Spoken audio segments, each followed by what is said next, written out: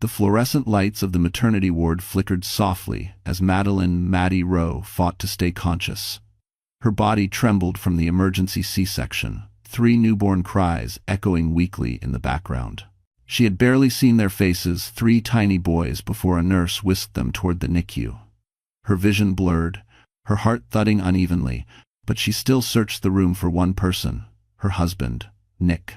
Instead, the door swung open, and Nicholas Barlow, immaculate in a charcoal suit, stepped inside as if walking into a boardroom instead of his wife's recovery room. His phone was still in his hand, notifications from investors lighting up the screen. He didn't look at the babies, he didn't look at her. "Maddie," he said flatly, sliding a set of documents onto the steel bedside table. "You need to sign these." Her breath hitched. "Nick." "What?" "It's a divorce," he interrupted, eyes cold.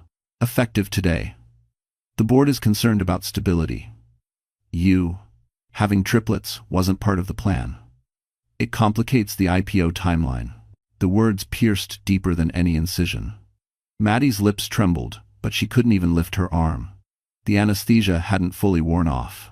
Her chest tightened as she stared at the man she had trusted, the father of her children, now speaking as if she were a liability on a balance sheet. "You're doing this now?" she whispered. "I almost died, Nick." "The Scrabress." He didn't flinch. "And that's exactly why we can't risk further complications. Serena already prepared a statement. We'll present this as a mutual separation." Serena, his PR director, his mistress, the woman who'd been circling their marriage like a vulture. A nurse gasped quietly in the corner, horrified. Maddie felt her throat close, tears burning her eyes, but refusing to fall. She had no money of her own. Nick controlled every account. She had nowhere to go. And her babies, what would happen to them? "When you're stable, you'll be moved out of the private suite," Nick added. "I've already canceled the payment." It was abandonment, cold, surgical, public. Then Maddie's heart stopped. Nick picked up the pen and forged her signature. And Maddie realized this wasn't just betrayal, this was war. The beeping of the heart monitor steadied into a slow, painful rhythm as Maddie tried to breathe through the tightness in her chest. The room felt colder now, as if Nick's presence had sucked out all remaining warmth. Nurses hurried in and out of the NICU behind the glass panel, their silhouettes blurring as Maddie's vision wavered between dizziness and disbelief. She had just brought 3 children into the world, yet somehow she had never felt more alone. A soft-spoken nurse named Carla stepped closer, her eyes gentle. "Mrs. Barlow, I'm so sorry." Maddie winced at the name, Mrs. Barlow, a title that, according to Nick, was already expired. Carla hesitated before adding, "We heard what happened. The doctor wants you monitored for internal bleeding. You need rest, sweetheart." Deep breaths. Rest. Maddie wanted to laugh. How could she rest when her entire life had been torn apart like a sheet of paper? Through the haze of pain, her gaze drifted toward the small windows where her sons lay in their temperature-controlled bassinets. 3 fragile miracles, each only 4 pounds, fighting for breath, fighting for life. They were so tiny, and they were the only reason she was still holding on. Carla adjusted Maddie's IV, lowering her voice. "I'll speak plainly. What your husband did, it's cruel, but you need to stay alive for your babies. They need you more than ever." The words pierced deeper than any scalpel. Maddie nodded, even though tears clung stubbornly to her lashes. Minutes passed. Or hours. Time stretched strangely when your heart was breaking. A hospital administrator entered, carrying a clipboard and wearing a tight corporate smile. "Miss Rowe, sorry. Miss Barlow, there's a billing issue with your suite. Your insurance stopped receiving authorization from your husband's account." "Of course it did. We'll need to transfer you to a standard recovery room." A downgrade. Public. Exposed. The kind of humiliation Nick knew would crush her. "I just had major surgery," Maddie whispered. "My babies are in intensive care. I can't walk. I can barely think. Can't this wait?" The administrator's smile didn't budge. "Unfortunately, no." 2 orderlies appeared with a gurney, as if on cue. Maddie's pulse spiked, her stitches burned. Her stomach twisted with a wave of helplessness she hadn't felt since childhood. Nick hadn't just abandoned her. He'd erased her. When the orderlies rolled her gurney toward the hallway, Carla rushed forward. "Please, she's not stable. Her vitals are fluctuating. She needs higher supervision." But protocol was protocol. Money talked louder than compassion. As the gurney moved past the NICU windows, Maddie reached out with trembling fingers, the tips brushing the glass. "Mommy's here," she whispered. "I'm not leaving you. I promise." A promise she wasn't sure she could keep. The hallway felt endless bright lights, polished floors, strangers watching a broken woman being wheeled away like an inconvenience. Whispered judgments followed her like shadows. "That's the CEO's wife, right? Didn't she have triplets? Heard she's unstable." Serena's lies were already spreading. The new room was smaller, dimmer, stripped of every comfort. Maddie lay in silence, her body aching, her spirit splintering. The painkillers dulled everything except the fear. How would she protect her sons? How would she survive without money, family, or a home? And how could Nick be so heartless? A faint knock echoed at the door. A man stepped inside, dark coat, silver-rimmed glasses, gentle eyes filled with something she didn't recognize. "Madeline Rowe?" he asked quietly. "My name is Dr. Everett Langford. I knew your father." Maddie froze. "There's something you were never told, something your husband hoped would never reach you. Thank you for watching." For a moment, Maddie wondered if she was hallucinating. Pain medication, blood loss, exhaustion. Anything could have conjured the man now standing at the foot of her narrow hospital bed. But the way he said her name, her real name, cut through the fog sharper than ice. "I don't understand," she whispered. "You knew my father?" Dr. Everett Langford nodded slowly. His demeanor was calm, almost reverent. "I was one of the physicians who treated him in his final years. But I also worked closely with him on matters related to your family's estate." The word estate twisted something deep inside her chest. A word she had avoided for years, burying it beneath a life she chose carefully, deliberately, anonymously. "My father didn't have anyone at the end," Maddie said, her voice shaking. "Not really." "That's not true," Everett replied gently. "He trusted a select few, and he trusted you more than anyone." Her heart clenched. The pain wasn't physical this time. Everett stepped closer, lowering his voice. "Before he passed, he left something for you. He was very specific. It was only to be delivered under 2 circumstances." Maddie swallowed hard. "What circumstances?" "One," Everett said softly, "was if you willingly returned to Roe Vanguard Holdings." She flinched. She had run from that world, its wealth, its scrutiny, its expectations, all of it. "And the second?" she asked. Everett hesitated, sympathy flickering in his eyes. "If someone ever endangered you, or your children." The world seemed to tilt under her. How could he possibly predict? "Your father knew the cost of power," Everett said. "He knew what envy, greed, and ambition can do to people. He worried those forces would eventually reach you." Maddie's throat tightened. She tried pushing herself up, but the pain in her abdomen burned like fire. Everett immediately adjusted her pillows. His hands were steady, warm, nothing like the cold indifference she had just endured from her husband. "How did you even find me?" she asked. "Harold Whitaker contacted me," he replied. "Your family's attorney. He's been trying to reach you for days. But your husband blocked all attempts." A chill spidered across her spine. Nick had hidden messages from her? Why? And what could Whitaker possibly want after all these years? Everett reached into the inner pocket of his coat and withdrew a sealed envelope, thick and weighty, stamped with an embossed silver crest she hadn't seen since she was 17. The Rowe family seal. Her breath caught. I can't. I'm not ready for this." "You don't have to be ready," Everett murmured. "You just have to understand your father didn't leave you powerless. Whatever Nick is trying to do, he vastly misunderstands who he married." But Maddie shook her head. "Nick thinks I'm nobody. He thinks I have nothing." Everett's expression hardened. "That's because he doesn't know who you are." Lightning flashed outside the room's small window, illuminating the edges of the envelope in his hand. "He left you legal protections," Everett continued. "Financial, and something more. Something that could change everything. Actions, and quote."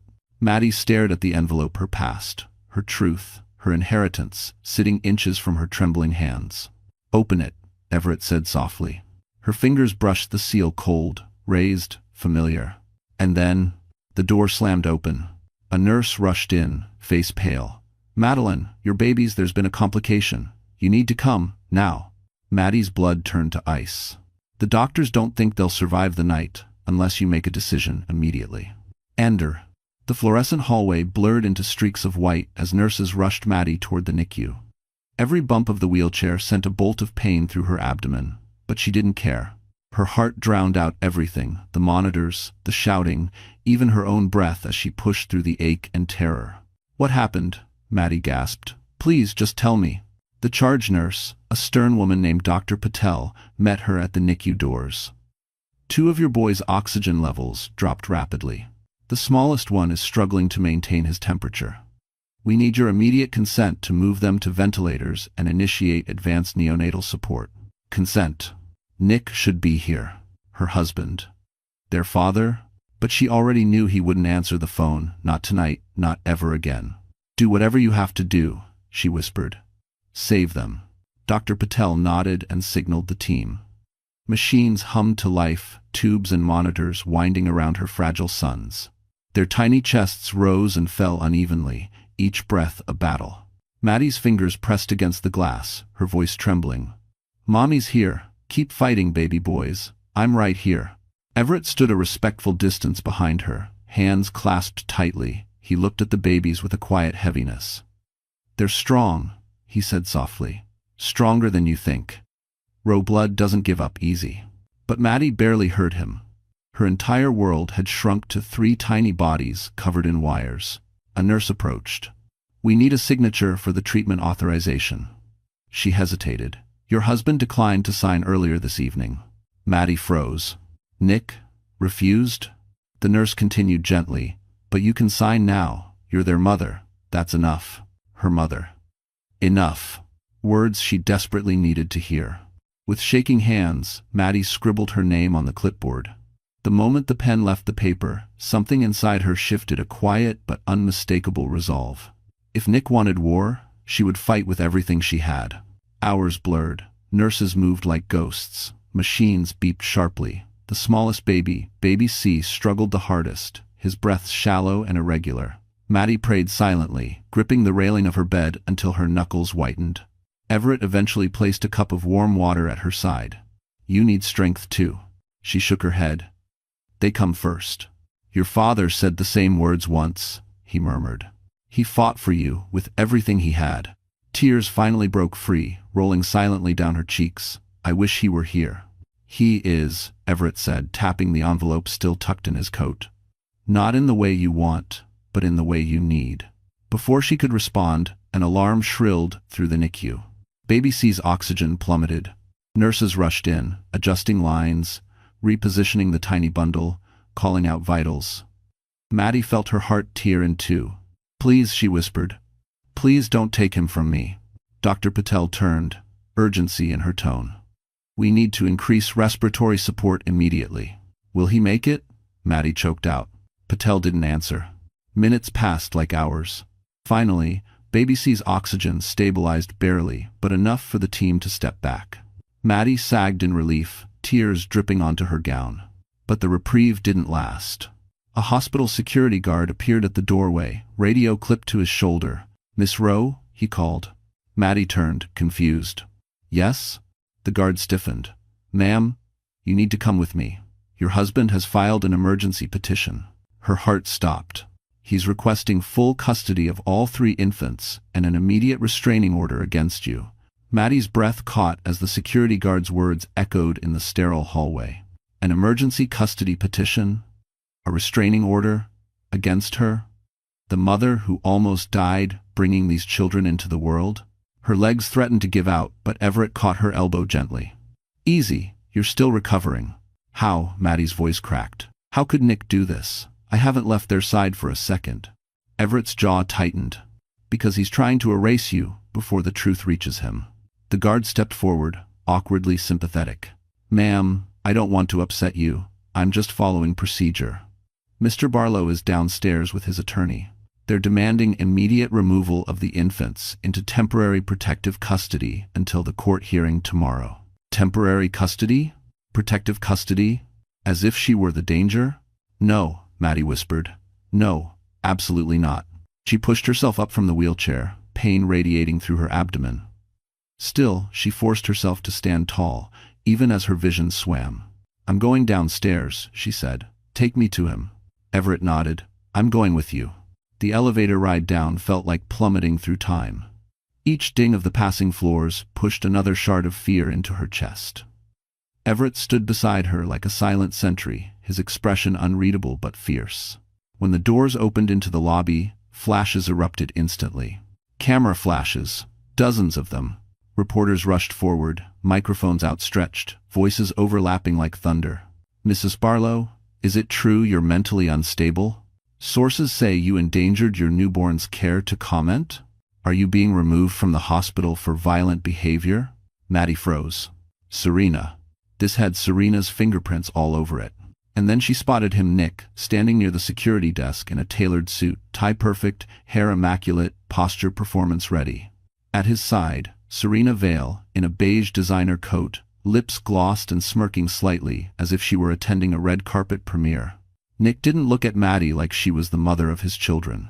He looked at her like she was a problem he'd already solved. "Madeline," he said smoothly, loud enough for every nearby camera, "given your emotional instability after the birth, my legal counsel advised emergency custody measures. It's for the children's safety." Her mouth fell open. "You weren't even here when they were crashing in the NICU." Nick raised a hand, silencing her.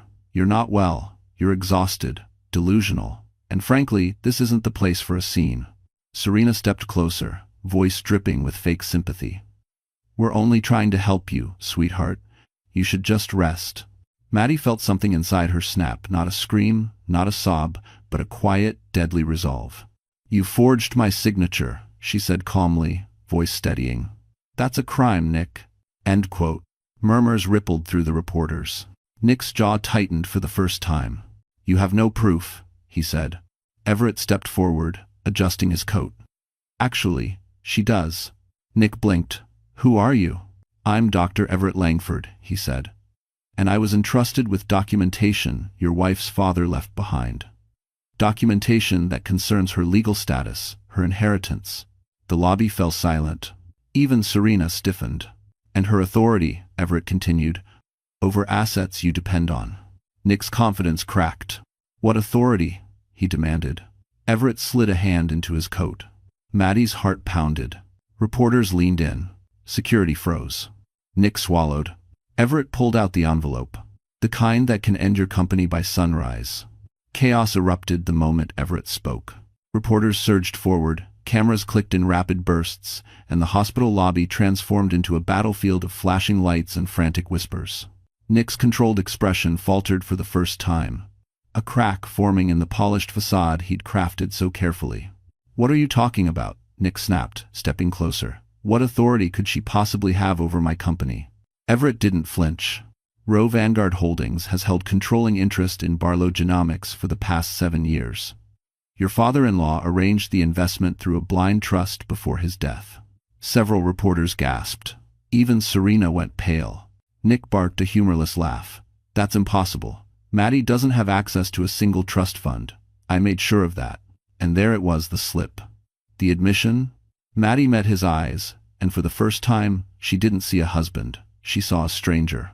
A man who had married her not for love, but for convenience, for silence, for control.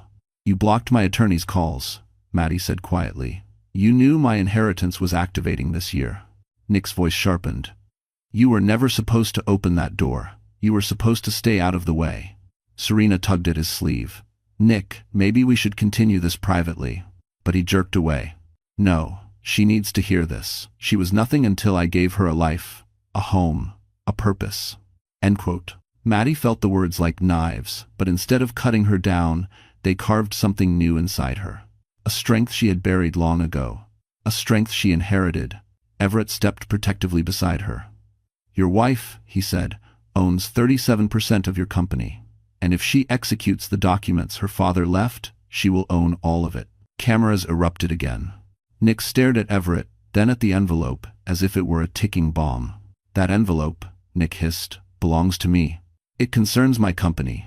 "It concerns her life," Everett corrected. "Her security, her children." At the mention of the babies, Maddie felt her breath hitch. Her sons helpless, fighting for every breath while their father waged war downstairs. She steadied herself. I'm going back to the NICU. They need me. But when she turned, security stepped into her path.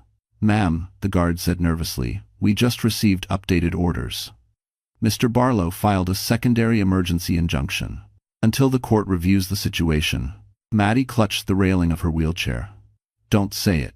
The guard swallowed hard. You're temporarily barred from entering the NICU. The floor seemed to fall away beneath her. No. Her voice fractured, raw, desperate. My sons are in critical condition. They need me. I need them. I'm sorry, the guard whispered. It came directly from the judge's office. Nick folded his arms. See? You're too emotional to make decisions. It's better this way. Better? For who? Maddie felt something inside her shatter so completely that the pieces reformed into steel. I won't let you take them, she whispered. Nick smirked. You already have. By proving me right. Everett leaned down, voice low, urgent. Madeline, open the envelope. Right now. It's time. Her fingers trembled as she reached for it. But before she could break the seal, a voice echoed across the lobby. Madeline Rowe? Step away from him. If... Everyone turned. A tall, gray-haired man in a tailored navy suit strode forward, flanked by two assistants carrying briefcases embossed with a symbol she hadn't seen in years. Rowe Vanguard Holdings. I'm Harold Whitaker, he announced, and I'm here to remove Nicholas Barlow from every position of power he ever thought he owned. The lobby fell into stunned silence as Harold Whitaker stepped forward, the air shifting as if someone had opened a door into another world, her world. The world Maddie ran from. The world Nick had no idea he had trespassed into. Harold gave Maddie a small, respectful nod. Miss Rowe, I came as soon as I received word of your situation. Nick scoffed. Miss Rowe? Her last name is Barlow, and whoever you are, you have no authority here. Harold turned, gaze cool and precise. I am the executor of the Rowe estate, which, I should add, owns controlling interest in Barlow Genomics, your company. A ripple of shock spread through the reporters. Nick's face drained of color. That's absurd, he snapped. Her father didn't leave anything. The man was bankrupt. Harold's eyes hardened. Rowe Vanguard Holdings has never been bankrupt a single day in its 70-year history. Your ignorance is expected, but unfortunate. He opened his briefcase. Two assistants pulled out thick binders embossed with the silver crest Maddie once swore she'd never see again. She felt her stomach twist. This was the life she hid, the life she denied. And now it was unfolding in a hospital lobby under fluorescent lights and camera flashes. Harold continued, your father-in-law invested in your company under the condition that the rights to all Rowe shares would transfer to Miss Rowe upon her 30th birthday, unless she chose to decline them. Nick blinked. That makes no sense. Maddie doesn't know anything about investments. She chose anonymity, Harold corrected sharply. She never chose ignorance. Maddie's throat tightened. Harold always had a way of cutting straight through pretense. Everett stepped beside her. Tell him the rest, Harold. Harold snapped open a leather folder. Very well. Effective immediately, Miss Rowe holds the authority to dissolve Barlow Genomics, freeze its accounts, or restructure the board of directors, including, he paused, letting the words land, terminating the acting CEO. Gasps erupted. Nick stumbled a step backward, as if struck. You can't fire me from my own company. Easty. It has never been your company, Harold replied. It was Rowe-funded, Rowe-backed, and now Rowe-owned. Serena grabbed Nick's arm, whispering frantically, Nick, we need to leave, right now. But Nick shrugged her off. No, I'm not giving up everything because of her little identity stunt. Maddie felt the weight of all eyes on her. She had wanted truth, not power. Protection, not revenge. But the sight of Nick rolling his shoulders, preparing to fight her again, lit something fierce inside her. You tried to take my children, she said softly. You let me suffer alone after surgery. You spread lies about me, and you forged my signature. Nick's mask cracked. Because you can't handle reality. You're weak, Maddie. You always were. Maddie straightened. She didn't feel weak. She felt awake. Harold turned to her. Miss Rowe, all you need is a single verbal directive. End quote. End quote. Nick shook his head violently. Maddie, don't. Think about the babies. Think about... But she'd already made her choice. Her voice was steady, clear, devastating. Remove Nicholas Barlow from all executive positions. Effective immediately. Reporters exploded with questions. Serena looked like the ground had vanished beneath her feet. Nick opened his mouth, but no sound came out. Then the elevator dinged behind them. A nurse rushed out, breathless. "Miss Rowe, your baby's condition has changed again. The doctors need you upstairs." Maddie felt her heart stop. They said, "You must decide which one to operate on first." The elevator doors slid open with a metallic groan, and the moment Maddie crossed back into the NICU floor, every instinct inside her screamed. The atmosphere had changed, sharper, heavier, electrified by urgency. Nurses moved quickly, their movements brisk but controlled, a choreography born of crisis. "Doctor." Patel approached her immediately. "Madeline, thank God you're here." Her usually calm voice carried an edge of fear. "All 3 babies are struggling, but baby C is the most critical. We need surgical intervention, but his brothers are beginning to show signs of respiratory collapse as well."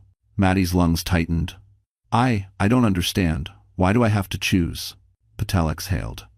"We only have one available neonatal surgical team tonight. The second team is stuck across town on an emergency case.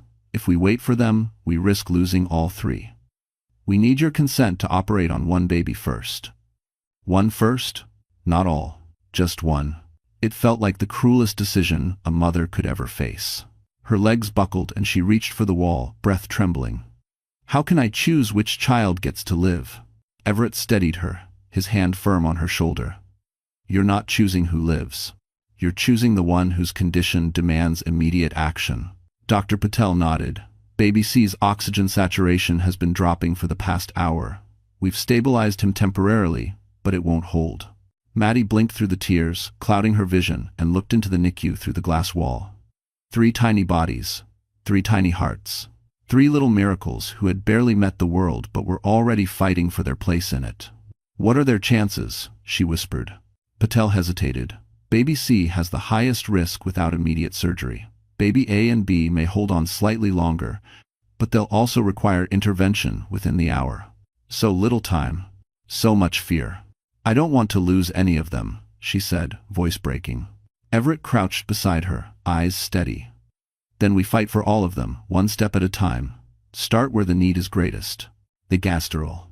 Maddie pressed her forehead to the cool glass, her hand trembling as she touched the barrier between them. "Baby C," she whispered. "He's always been my smallest fighter." Patel nodded. "We'll prep the ore immediately." But as she turned away, another nurse rushed forward, panic flashing across her face. "Dr. Patel, baby A's vitals are dropping again. He's showing signs of pulmonary distress." Maddie's heart dropped. No, please." Patel looked torn. "Both C and A need surgery within minutes." "What if we move A first?" a nurse suggested. Patel shook her head. "His lungs might not hold long enough through anesthesia. C is the safer surgical candidate. But A..." Her voice trailed off, the horrible weight of uncertainty filling the space between them. Maddie felt like the room was spinning. She couldn't breathe. "Tell me the truth. Will choosing C doom A?" Patel's silence was answer enough. Everett placed both hands gently on her arms. "Madeline, listen to me. Your father didn't raise anyone weak. You make decisions based on courage, not fear." But courage felt distant, impossible. Tears spilled down her cheeks as she whispered, "Take baby C first." Patel nodded sharply and moved fast, her team mobilizing around her. A wheelchair was pushed behind Maddie so she could be moved closer to watch through the OR window. She allowed them to guide her until she saw something that made her blood freeze. At the far end of the hallway, Nick stood with Serena beside him, whispering to the hospital administrator. The administrator pointed toward the NICU. Everett followed her gaze. "What is he doing up here?" The administrator turned toward Maddie. "And then, Mrs. Barlow, your husband just submitted a directive to halt all surgical procedures until custody is resolved." For a moment, Maddie couldn't process what she'd just heard. The world narrowed into a single, echoing sentence. Your husband submitted a directive to halt all surgical procedures. Her babies, her fragile, fighting newborns, were running out of time. Yet Nick, the man who had abandoned her mere minutes after giving birth, now wanted to pause their life-saving treatment for a custody advantage. Dr. Patel was the first to react. "This is medical interference. We can't delay. These infants need immediate stabilizing measures." End quote. But the administrator shook his head nervously. Mr. Barlow is still listed as primary insurer and joint guardian. Legally, his order has weight until the court clarifies custody. He's not doing this for the babies, Maddie cried. He's doing this to hurt me. The administrator looked pained, but bureaucracy held him captive. Everett stepped forward like a storm-gathering force. This is not only unethical, it's criminally negligent, and it violates the emergency authority Miss Rowe holds as the surviving beneficiary of the Rowe Trust. Nick strode toward them, Serena gliding beside him like a shadow. You don't have the right to make medical decisions, he snapped. You're unstable. You've cried in every hallway since giving birth. Maddie stared at him, incredulous. Because our babies might die, Nick. Serena's smirk sharpened. Which is exactly why the court should know she's not fit. Is Fruit. Everett's voice dropped to a dangerous calm. Nicholas Barlow, you're interfering with emergency care for infants in crisis. One call to the medical board, and your career is over. Nick scoffed. You think you scare me? You're nobody. Harold Whitaker appeared then, stepping out of the elevator, his expression carved from steel. He is the legal executor of the estate that owns your company, Mr. Barlow. And you are seconds away from losing every shred of power you believe you have. If you haven't. Nick faltered, but only for a heartbeat. My lawyers will bury all of you, he hissed. Especially her. Something inside Maddie cracked open, not in weakness, but in fury. Fury born from fear, exhaustion, and the primal instinct to protect her children. She stepped toward Nick, voice trembling but fierce. You've lied about me, humiliated me, abandoned me, but this is unforgivable. You are trying to stop them from surviving. Nick shrugged, heartless. It's strategic. Strategic. Her vision blurred, not from pain, but from something sharper. Harold placed a hand gently on her shoulder. Miss Rowe, there is a legal solution. She turned, desperate. Tell me. You can override him, Harold said, but only if you activate full inheritance rights. Once you do, his authority as joint guardian will be revoked until the investigation completes. Maddie's stomach twisted. Activating her inheritance meant stepping into the world she'd avoided for a decade. Rowe Vanguard, the press, the scrutiny, the responsibility. It meant becoming someone she wasn't sure she could be. Everett knelt beside her. Madeline, this is what your father wanted. He knew one day you'd need this strength. Her eyes drifted toward the NICU. 3 tiny bodies, wires, machines beeping in unstable rhythms. There was no choice. Her voice steadied. What do I have to say? Harold opened the leather folder. State your full name and declare your acceptance of the Rowe inheritance and all governing authority. Nick's eyes widened. Maddie, don't you dare. She lifted her chin, tears trembling but unfallen. My name is Madeline Rowe, she breathed. And I accept. Suddenly, alarms blared inside the NICU. Nurses screamed, rushing toward baby A's incubator. Dr. Patel shouted, He's crashing. We're losing him. Maddie's heart splintered. Finish your declaration now if you want us to legally touch your babies, Harold urged. The alarms screamed like sirens tearing through Maddie's soul. Nurses sprinted toward baby A's incubator, voices layered with urgency and panic. His tiny chest struggled, rising only halfway before collapsing again. The monitor flashed red numbers, dangerously low oxygen saturation. Madeline, you must finish, Harold urged, voice firm but shaken. Legally, we cannot intervene without your authority. Is a Commanderstat. Her knees buckled. The world spun. Her baby, her firstborn by only seconds, was fading in front of her. But time was a luxury she no longer had. Every breath he fought for sharpened her resolve. Nick stepped closer, desperation twisting his features. Maddie, listen to me. If you do this, you lose any chance of reconciliation. You lose your marriage, your financial safety, everything. She looked at him, really looked at him. The man who walked out on her minutes after she gave birth. The man who forged her signature. The man who tried to block life-saving surgery for his own children. There was nothing left to lose. Except them. Her voice trembled but did not break. My name is Madeline Elise Rowe. Nick lunged forward. Stop. Security restrained him instantly. She continued, stronger this time. And I fully accept all inheritance rights and full governing authority over Rowe Vanguard Holdings. Tekterwatchen, Instensiver, in any. The moment the words left her lips, Harold snapped his fingers to his assistants. Legal pads were thrust forward, documents unfolded, signatures pre-marked. Everything activated at once with the precision of a well-designed operation. "It is done," Harold confirmed. Authority transferred, effective immediately. The hospital administrator exhaled with relief. "Then the injunction is void. Surgical intervention is authorized." Dr. Patel didn't waste a second. "Prep the ore now." Ezer. The team surged into motion. Machines rolled. Incubators were unlocked. 2 surgeons arrived at a sprint. Maddie pressed her hand to the glass, whispering a prayer only her babies could hear. Everett leaned down. "You saved them. Your father would be proud." But saving them was only the beginning. Nick thrashed against security, shouting, "You think this changes anything? I will fight you in court. I will ruin you. You stole my company." Harold's calm voice cut through his rage like steel. "The only one who ruined Nicholas Barlow is Nicholas Barlow." He handed Nick a single sheet of paper. Nick froze. It was his termination notice, signed by Maddie. "No," Nick whispered. "No, this isn't happening." "You are hereby removed from all executive roles," Harold recited. "Your access to company systems, facilities, and accounts is revoked. Security will escort you out of all Barlow Genomics properties within the hour." Nick's expression collapsed into something hollow, stunned. Serena stepped back from him instinctively, calculating her next move. Maddie turned to Dr. Patel. "Take baby A first. Please, don't let him slip away." Patel nodded and rushed the tiny bundle into the OR. Maddie sagged into the wheelchair, shaking so hard her teeth clicked. Everett knelt beside her, his voice soft but steady. "Breathe. You've done everything you could." Tears slid down her cheeks, silent and unstoppable. "I'm terrified." "I know," Everett whispered. "But you're not alone anymore." Before she could answer, the OR doors opened. A surgeon approached, mask still on, eyes grim. Maddie's heart plummeted. "Is he?" she choked. The surgeon hesitated. "We stabilized baby A, but something unexpected happened during the procedure." Maddie's fingers tightened around the armrests. "What happened?" The surgeon looked between Everett and Harold, then back at her. "We discovered a condition that didn't come from you, but from the father."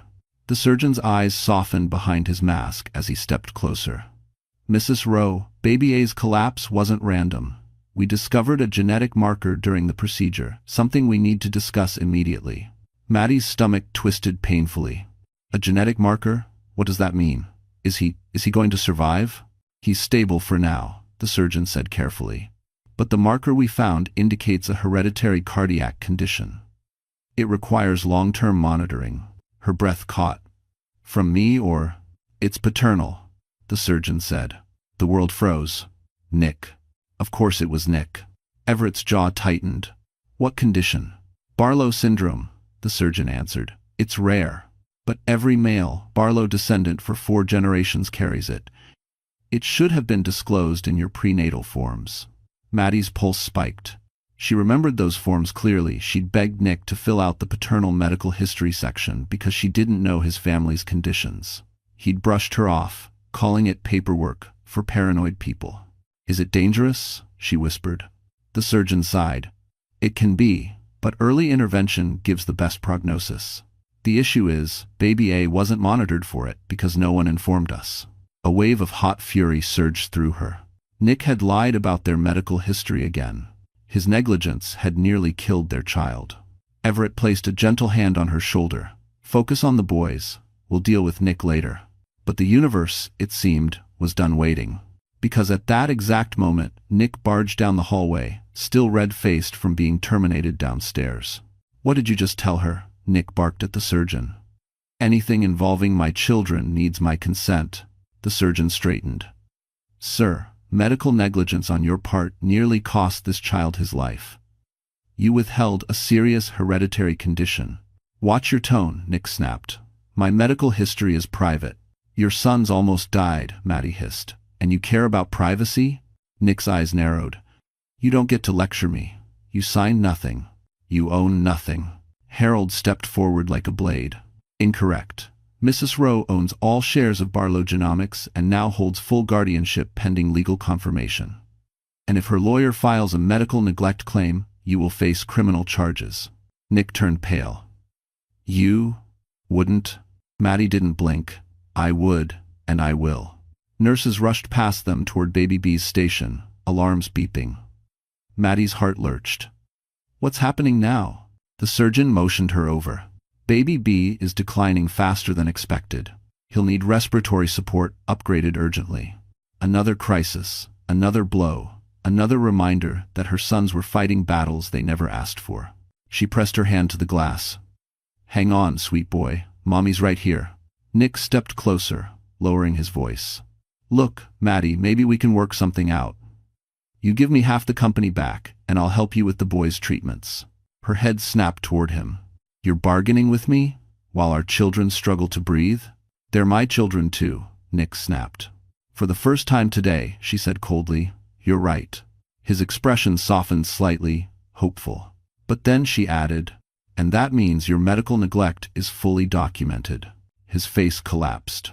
Harold's phone buzzed. He glanced at the screen, and his expression shifted from stern to electrified. Madeline, he said, voice tightening, you need to hear this. It's about the Roe Vanguard board.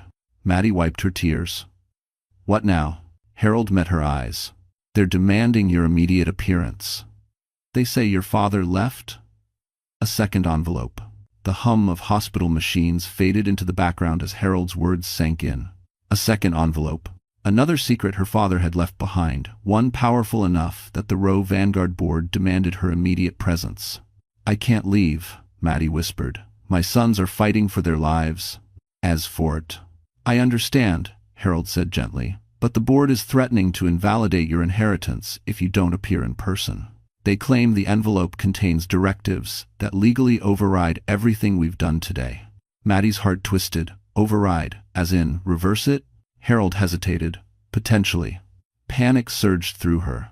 She had just secured guardianship, stopped Nick's obstruction, and saved the baby's right to treatment. If the inheritance was challenged now, she could lose everything, her authority, her protection, her leverage. They can't do this to her right now, Everett snapped. She's postpartum, she's medically unstable. Harold exhaled. They don't care about her condition, they care about succession. Control. The heirs of Roe aren't just people, they're institutions. Maddie felt the weight of a legacy she never asked for settle across her shoulders like cold iron. Before she could answer, alarms shrieked again, this time from Baby C's monitor. Nurses hurried to stabilize him, calling out oxygen levels. The tiny boy who had clung to life since the moment he entered the world was fighting a new battle. Tears filled her eyes. I can't leave them. Not for a minute. Everett stepped closer. Then I'll go in your place.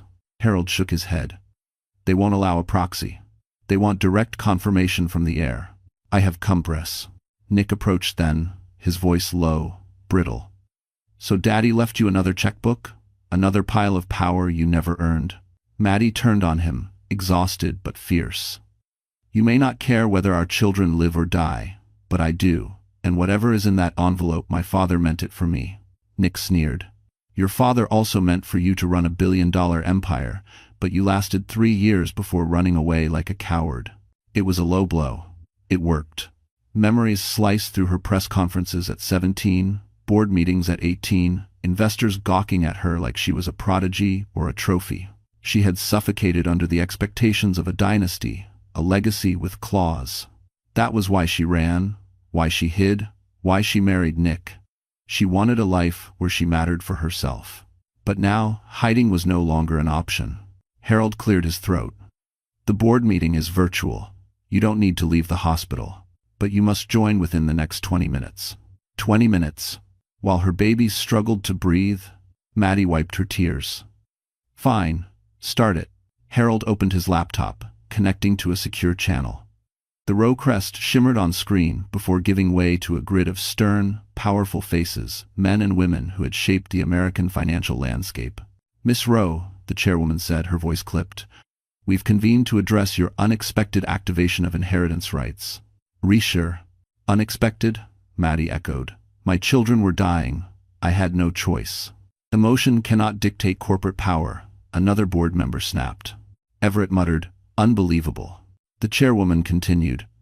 Before your father died, he left a second envelope with explicit instructions. We are obligated to follow it. Open it now. Harold slid the envelope into her trembling hands. Her name was written across the front in her father's handwriting. Her throat closed. She broke the seal. Inside was one sentence, just one written in bold ink. If my daughter is ever threatened, activate Protocol Orion. Maddie looked up. What is Protocol Orion? The board exchanged uneasy glances. The chairwoman's voice lowered.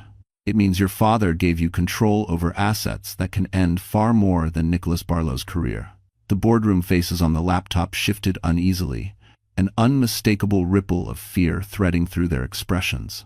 Maddie looked from face to face, searching for clarity, something concrete, anything that could explain the weight behind those two words.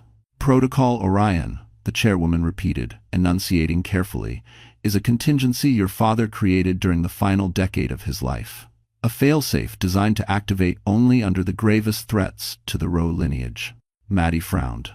Graves threats? I'm a mother with 3 premature infants in the NICU. My life is falling apart. What threat are you talking about? Harold cleared his throat gently. Miss Rowe, your father anticipated that if anyone ever tried to control, manipulate, or endanger you, especially through marriage, Orion would be unlocked. Nick, who had been hovering outside the glass wall of the NICU, scoffed loudly. You people are insane. You're talking like she's royalty. The chairwoman stared him down with icy disdain. Your wife is the direct heir to a multi-billion-dollar financial dynasty. You should have taken your vows more seriously. Nick's jaw tightened. Everett stepped closer to Maddie, speaking quietly. Your father didn't place Orion lightly. Whatever it contains, it's big. Maddie turned back to the board. Explain what it does. A bearded board member leaned forward. When activated, Protocol Orion gives you full authority to dissolve or commandeer any entity directly or indirectly funded by Rowe assets. This includes companies, partnerships, shell corporations, and political PACs. Harold added, and Barlow Genomics falls under 3 different categories. Nick paled. Maddie blinked, stunned. You mean, I could shut down his entire empire? You already have that authority, the chairwoman said. But Orion gives you something far more powerful. The room went silent for a heavy beat. It gives you the right, the chairwoman continued, to seize all controlling shares held by compromised executives without negotiation. Nick lunged into view. That's theft. That's fraud. No, Harold corrected coldly. It's law. Your father drafted Orion with Congress oversight during a restructuring of national biotech infrastructure. Maddie stared at the envelope, the single sentence burning into her mind. But why would he leave something like this to me? Everett's voice softened. Because he knew someday you'd be blindsided by someone pretending to love you. Nick bristled at the implication. Don't act like she's innocent. She lied about who she was. No, Maddie said quietly. I hid who I was because I wanted a real marriage, not a merger. The board murmured approvingly. The chairwoman spoke again. Miss Rowe, do you wish to activate Protocol Orion? Maddie looked through the NICU window at her babies, tiny, fragile warriors tethered to life by whirring machines. Everything she had done today was for them. Every fear she swallowed, every truth she confronted, every piece of strength she rediscovered. She faced the board. If I activate it, what happens next? Harold answered. Every entity tied to Rowe assets immediately falls under your control, and Nicholas Barlow loses all his shares forever. Serena, who had been trying to blend into the background, gasped. Nick, your entire net worth. Shut up, Nick snapped. Maddie felt the shift inside her, the final crack where heartbreak was replaced by something sharp, something resolute. She had begged for mercy, prayed for peace, but now she understood. Peace required power, and for the first time, she wasn't afraid of holding it. She inhaled slowly. Yes, I want to activate Orion. Harold nodded gravely. Then say the words. Maddie lifted her chin, voice steady. I, Madeline Elise Rowe, heir to the Rowe Vanguard legacy, officially activate. A sudden shriek cut through the NICU. Baby B's monitor spiked violently. Dr. Patel ran toward him. His lung collapsed, she shouted. He's going into respiratory failure. Maddie lurched forward, heart fracturing anew. Patel turned sharply. If you want him to survive, we need immediate permission to perform an experimental procedure right now. And there is The words experimental procedure stabbed through Maddie like ice. Her breath vanished, replaced with a sharp ache in her chest as she staggered to the NICU glass. Baby B, her second-born, her sweet boy, lay limp under the fluorescent glow, his tiny body barely rising with each attempted breath. Nurses surrounded him, hands moving fast, voices urgent. Dr. Patel spun toward Maddie, eyes fierce with determination. "We don't have minutes, we have seconds. His lung has collapsed completely. We can attempt a standard intervention, but the probability of survival is under 15%. Maddie's vision blurred. "And the experimental option? It's a microsurgical patch developed in clinical trials," Patel said. "It has a significantly higher chance of stabilizing him, but it hasn't been FDA cleared for infants this premature." Nick stepped forward instantly. "Absolutely not. We are not signing off on some science experiment." Maddie's head snapped toward him. "We? You lost your authority." Nick smirked. "Maybe over your life, but not over the boys. Not yet." Harold lifted his tablet. "Actually, Protocol Orion." "No," Patel barked, louder than anyone expected. "This isn't about corporate authority. This is about saving a child who is dying right now." Nick folded his arms. "Then do the standard procedure." Maddie felt the room tilt. "That gives him a 15% chance." Patel's expression softened, but didn't waver. "Madeline, the choice is yours. But you need to make it now." Baby B's monitor shrieked again, the red numbers spiking downward. Maddie pressed her hand against the glass, tears falling freely. "My baby, please hold on." Everett's voice came from beside her, steady and grounded. "Madeline, look at me." She turned, trembling. "You've survived the unthinkable today," he whispered. "You've protected them in every way a mother could, and right now, you don't need perfection. You need courage." "I guess not." She inhaled shakily. "I'm so scared, Everett." "I know," he said softly, "but fear has never stopped you." Nick scoffed loudly. "Of course she's scared. She's not rational. She's postpartum, emotional, naive. That did it." A fire sparked inside her chest, one born of heartbreak, exhaustion, maternal instinct, and a rage that had grown sharper with every lie, every betrayal, every moment of danger he put her children in. She turned on him with a calmness that frightened even Serena. "You tried to kill him," Maddie whispered. Nick blinked. "What?" "By refusing to disclose your family's medical condition, by blocking surgeries, by filing injunctions while he fought to breathe. You did this." Nick froze, because everyone around him knew she was right. Harold stepped closer.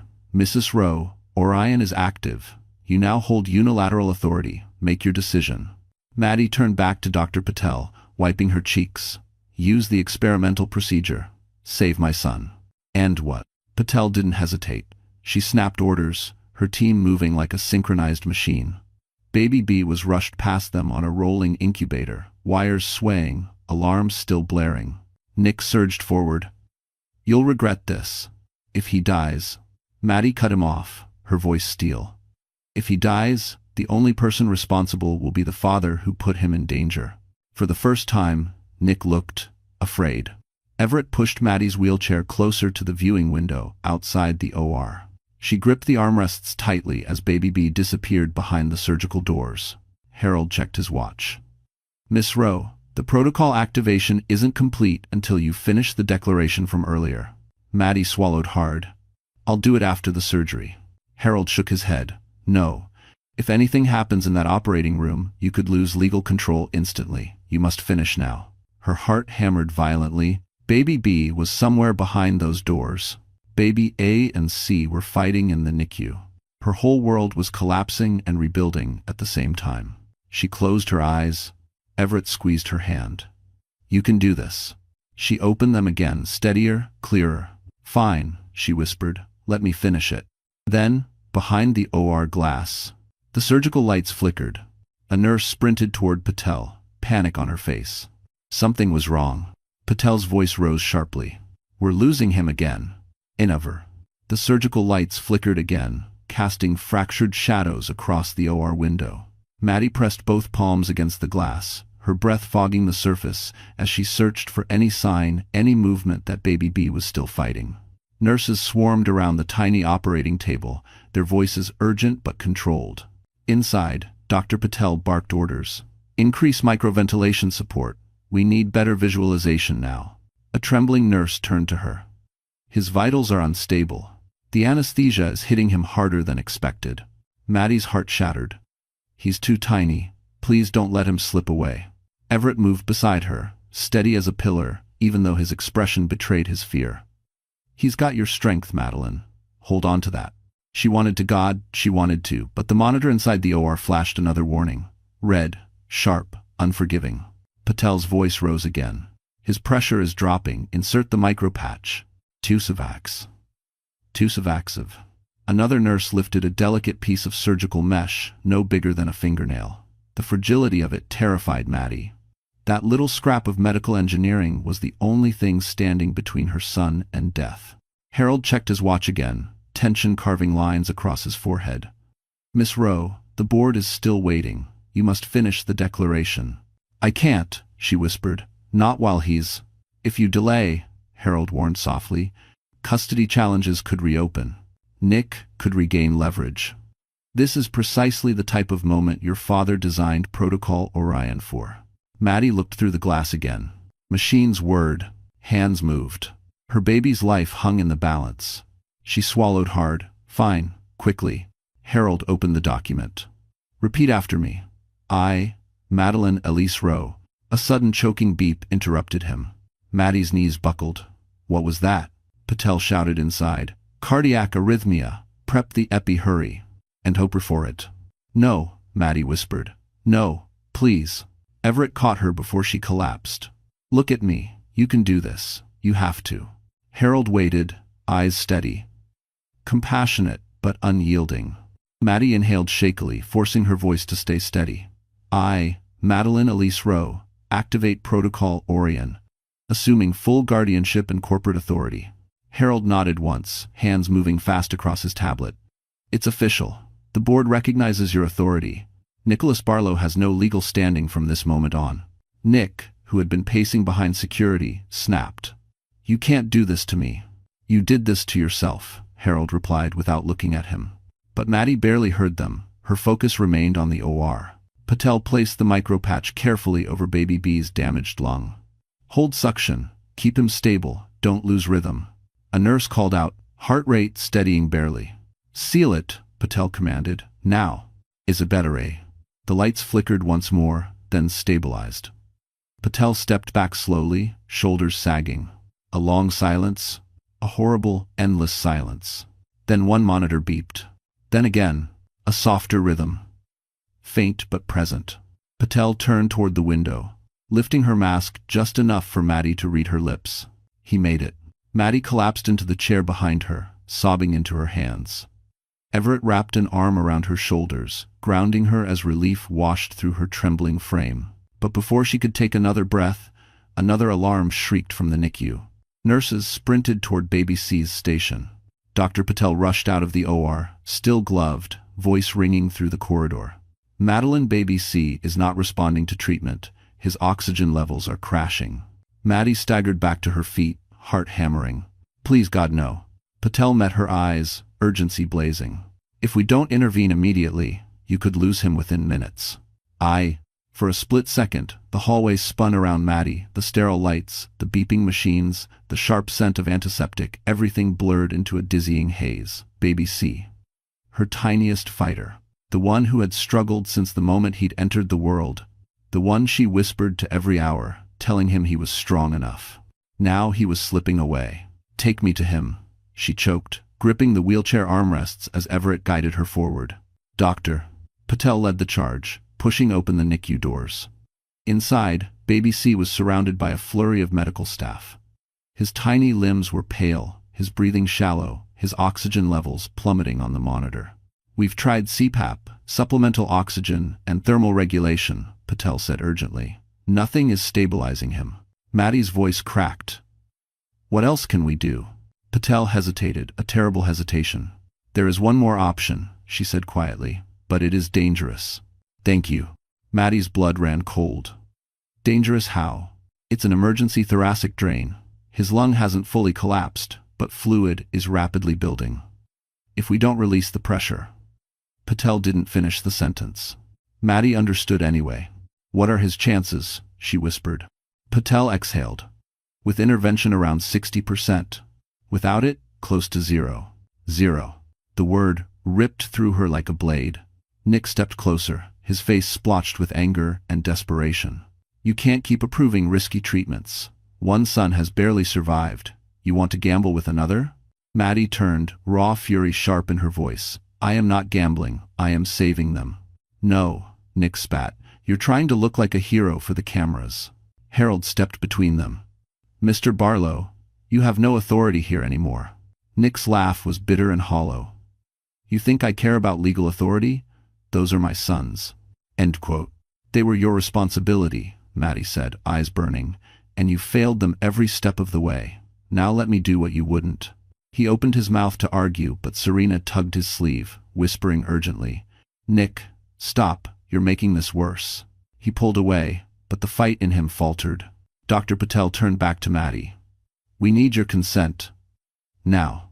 Maddie's legs trembled. Her heart pounded. She pressed her forehead to the incubator glass. Baby C, she whispered, voice breaking. Fight for me. Fight for your brothers. Fight because you came into this world so brave. Everett knelt beside her. Madeline, you're the strongest person I've ever seen. She swallowed hard. I'm not, but they are. She turned to Patel. Do it. Perform the thoracic drain. Patel didn't hesitate. Prep the equipment. Clear the area. Move the incubator gently. Machines rolled into place. Nurses secured baby C, their movements efficient but urgent. Maddie gripped Everett's hand tightly, watching every detail, every shadow crossing Patel's face. Inside the incubator, Patel inserted the needle slowly, carefully into the fragile space between baby C's tiny ribs. A horrible moment of stillness. Then, a sudden rush of air and fluid exited the drainage tube. Baby C's chest fluttered, then rose again, more evenly. His oxygen saturation blinked upward. Yellow, then green. He was breathing. Maddie collapsed forward, sobs breaking loose from a place she had locked away all night. Everett wrapped his arms around her shoulders as relief washed over her in waves. Patel turned toward her, eyes softening. He pulled through. All three of them. They're fighters, Madeline. Maddie could barely speak. Thank you. Thank you. But before the relief could settle, Harold's phone buzzed again, this time violently. He looked at the screen, and his face drained of color. Everett frowned. Harold, what is it? Harold lifted his gaze, voice low and grave. It's the Roe Vanguard board. They've called an emergency vote to remove Madeline as heir. For the first time that night, Maddie felt something colder than fear run through her. A sharp, ancestral chill that seemed to whisper from every corner of her father's legacy. The board wants to remove me? She said quietly. How is that even possible? Harold closed his laptop slowly, his expression carved with concern. They're invoking Clause 14b, an emergency provision allowing them to vote the heir out if they believe she poses a threat to the stability of the Roe Empire. Everett scoffed. She just saved 3 premature infants and activated a protocol they forced her to acknowledge. Threat? They should be thanking her. They don't care about gratitude, Harold said. They care about power. Nick crossed his arms with a smug smirk. Well, guess Daddy's little princess wasn't as untouchable as she thought. Maddie turned toward him, exhausted but sharp. This board wouldn't be doing this unless someone pushed them. Nick didn't answer, but his eyes flicked, for a split second, toward Serena. Serena swallowed hard, looking away. A heavy realization hit Maddie. You contacted them. Nick shrugged with feigned innocence. I simply told them their heiress is in a hospital having a meltdown. Emotional instability. Irrational decisions. A threat to the dynasty. Then he added, voice dripping with venom. Seems like they agreed. Rage burned through her, a quiet, simmering fire. You're trying to destroy me because you can't control me anymore. Nick stepped toward her, lowering his voice. I don't need to control you. I just need to make sure you never control me. Before Everett could intervene, Harold's tablet chimed. He opened the live feed. On screen appeared the Roe Vanguard board, 15 of the most powerful financial leaders in the country. Their expressions were stern, assessing, clinical. The chairwoman addressed her without ceremony. Miss Roe, This meeting concerns your status as heir. We believe your recent actions may compromise the stability of the Roe Empire. You have 5 minutes to defend your position. 5 minutes. After a night of blood loss, heartache, battles in boardrooms and operating rooms, 5 minutes to protect a legacy she never asked for but now needed to survive. Everett knelt beside her wheelchair. Madeline, you're stronger than they know. You survived a life they could never live. Harold whispered, just speak truth. Your father believed in you. Remind them why. Maddie lifted her chin as the camera light blinked on. I'm not here to defend my worth to you, she began, voice trembling but resolute. I'm here because my children almost died tonight, because the man I married lied about his medical history, blocked their surgeries, and tried to take custody while I was fighting to breathe. Some board members shifted uncomfortably. I didn't activate Protocol Orion for power, she continued. I activated it to protect my sons. The Roe legacy isn't just money or influence, it's responsibility. My father taught me that. Her voice steadied. And I am honoring that responsibility in the hardest moment of my life. A long silence, then whispered murmurs across the tiles. The chairwoman leaned forward. We will vote now. Harold squeezed her shoulder. Everett took her hand. The tension was suffocating. One by one, board members cast their votes. In favor of removal. Against removal. Against. In favor. Against. Against. The tally swung back and forth, each vote hitting like a physical blow. Maddie felt her heartbeat in her fingertips. Her breath tightened as the final vote approached. The chairwoman looked into the camera. The deciding vote is mine, she said, and I vote. A nurse burst into the hallway at full speed, cutting her off. Madeline, Baby A's situation has changed again. You need to come now. Maddie's heart stopped. The chairwoman narrowed her eyes at the sudden chaos. And then the nurse added the words that froze the entire hallway. Your son is asking for skin-to-skin contact immediately. It could save his life. If you make press. The hallway snapped into motion the moment the nurse spoke. Skin-to-skin contact.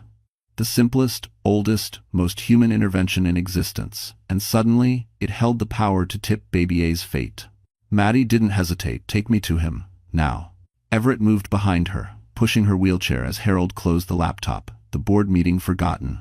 Even the chairwoman's voice called faintly from the device, Miss Rowe, the vote, Miss Rowe, but it no longer mattered. Her child mattered. They rushed back into the NICU, where Baby A lay trembling under the dim blue phototherapy lights. His breaths were shallow, his oxygen levels unstable. A respiratory therapist adjusted his tubing anxiously. Dr. Patel approached, urgency written across her face. His heart rate is erratic, he's exhausted. Sometimes the only thing that resets a preemie this fragile is direct maternal contact. Maddie nodded, hands already fumbling with the ties of her hospital gown. Tell me what to do. Thanks for watching. Patel guided her gently. We'll place him on your bare chest, right over your heart. Your warmth, your heartbeat, those signals can stabilize him, but you must stay completely still. Anything, Maddie whispered. Just give him to me. 2 nurses lifted Baby A with surgical precision. He was so small, so heartbreakingly small that she feared he might disappear into her hands. But the moment his fragile body touched her skin, something electric passed between them. Not magic, not miracle. Connection. His tiny fist flexed against her collarbone. His cheek pressed faintly into her chest. And then, a single, deeper breath, followed by another. The monitor beeped, then steadied. Patel exhaled a breath she'd been holding for too long. He's responding. Maddie closed her eyes, tears slipping silently down her cheeks. That's it, sweetheart. I'm here. Mommy's here. Come back to me. Everett stood nearby, awed. I've never seen anything like that. Harold softened. This is why your father trusted you. You lead with heart, not ego. But Nick ruined the moment with a harsh laugh.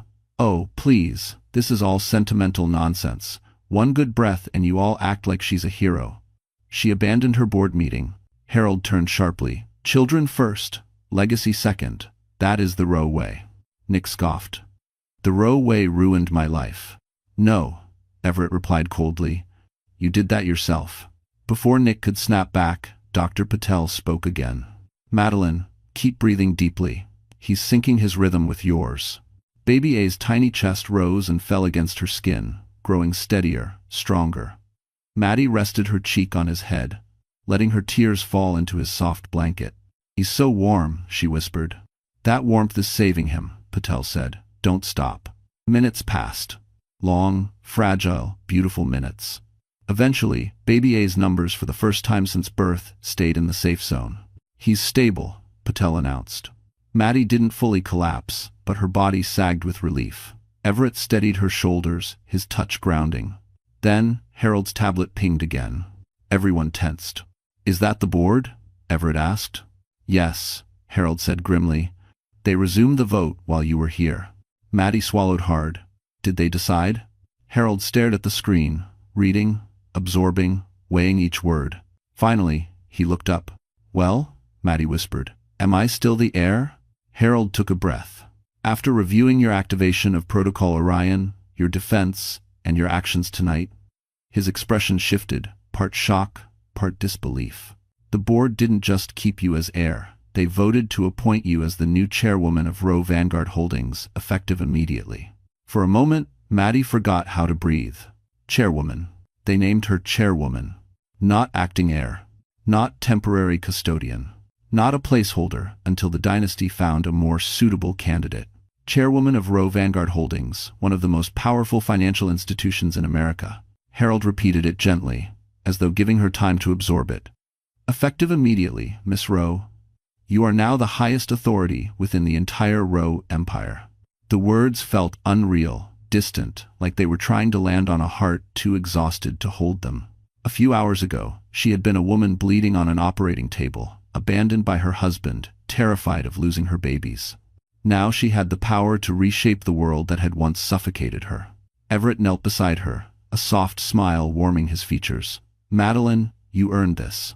Not because of a name, but because of who you've been tonight." She met his eyes, her voice trembling.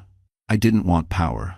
"No," Everett said softly. "You wanted safety. You wanted your children alive. Power just came when you chose courage."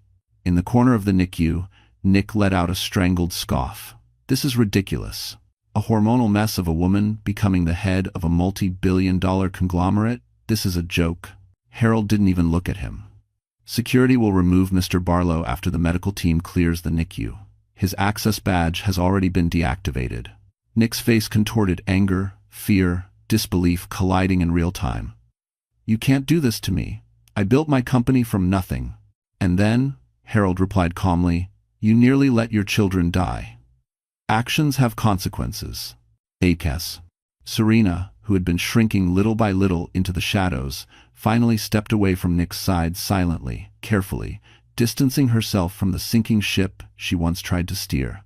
But Maddie wasn't thinking about revenge or victory. She looked down at Baby A, sleeping against her chest, steadier now, breath sinking with hers. His warmth, his heartbeat, his fragile grip on life anchoring her more powerfully than any boardroom title ever could. Patel approached with a soft smile. "He's stabilizing. You did everything right, Maddie." A tear slipped down her cheek. "I just want them safe." "And they will be," Patel said. "All three of them. You've given them every chance." For the first time since childbirth, hope felt real. Then Harold cleared his throat. "As chairwoman, you now control all Roe-funded entities, including Barlow Genomics. Would you like to issue any immediate directives?" Maddie looked at Nick, who suddenly seemed so small, shrunken not by size, but by truth. The truth of who he'd been, what he'd done, the harm he caused, the danger he brought. She inhaled, slow and steady. "Yes," she said, "I want a full investigation into every financial, medical, and ethical violation Nicholas Barlow committed." Nick blanched. "Maddie, please." "And," she continued, her voice clear as glass, "initiate proceedings to permanently bar him from holding any executive or leadership position in any Roe-affiliated entity. Ever." Nick stumbled backward, eyes widening as the reality hit him like a physical blow. "You're destroying me." "No," Maddie said quietly. "You destroyed yourself. I'm just ending the damage." Silence thickened the air. But before anyone could speak again, the NICU doors slid open. A nurse hurried in, her face bright, not with panic this time, but something lighter. "Madeline," she said breathlessly, "Baby C, he's waking up, And he's responding to your voice. Maddie gasped, covering her mouth. Everett smiled wide. Go to him. Harold nodded. Your first act as chairwoman should be one your father would respect. She rose from her wheelchair with Everett's support, heart pounding not with fear, but with overwhelming gratitude. She stepped toward Baby C's station. And then, a shadow moved at the end of the hallway. A figure she hadn't seen in years. Her breath caught. Madeline? The man said softly. It's me, your brother. For a long moment, Maddie could only stare at the man standing at the end of the NICU hallway. The world seemed to slow, the sounds around her dimming into a quiet hum. The man's eyes, warm, familiar, and shining with unshed emotion, were unmistakable. Daniel, she whispered. Her older brother. The person she believed dead. The person she mourned for years after the helicopter crash that took their parents. He stepped closer, his voice trembling. I've wanted to come back sooner, but it wasn't safe. Father arranged protections. I couldn't reveal myself until Protocol Orion activated. Until you were ready. Emotions stormed through her: shock, disbelief, joy, grief, every piece of her heart colliding at once. You were alive this whole time? Daniel nodded, eyes misting. Father knew the Roe Empire had enemies. He hid me to protect the lineage. And he made me promise not to return until you stepped into your place. Everett moved beside her, stunned. Harold bowed his head respectfully. Even Nick froze, realizing the weight of the legacy he had underestimated. Daniel stepped forward and wrapped his arms around her, mindful of her fragile body. Maddie collapsed against him, sobbing freely. You should have been here, she cried. I needed you. I know, Daniel whispered, and I am here now. Because you finally claimed the life you were born to lead. When they parted, Baby C whimpered softly from his incubator. Maddie rushed toward him, Daniel following closely. His tiny fingers stretched toward her voice, responding instantly. He knows you, Daniel murmured. He feels you. Maddie placed her hand on the incubator, voice barely a breath. Mommy's here, sweetheart. Patel approached with a relieved smile. He's stabilizing beautifully. All three boys are against impossible odds pulling through. Maddie let out a trembling laugh, joy breaking through her exhaustion. Thank you. For saving them. Patel nodded. No, Madeline. You saved them. Your strength did. Behind them, security approached Nick. Mr. Barlow, you're required to leave the NICU immediately. Nick looked around wildly. No, you can't do this. I'm their father. Daniel stepped forward, gaze icy.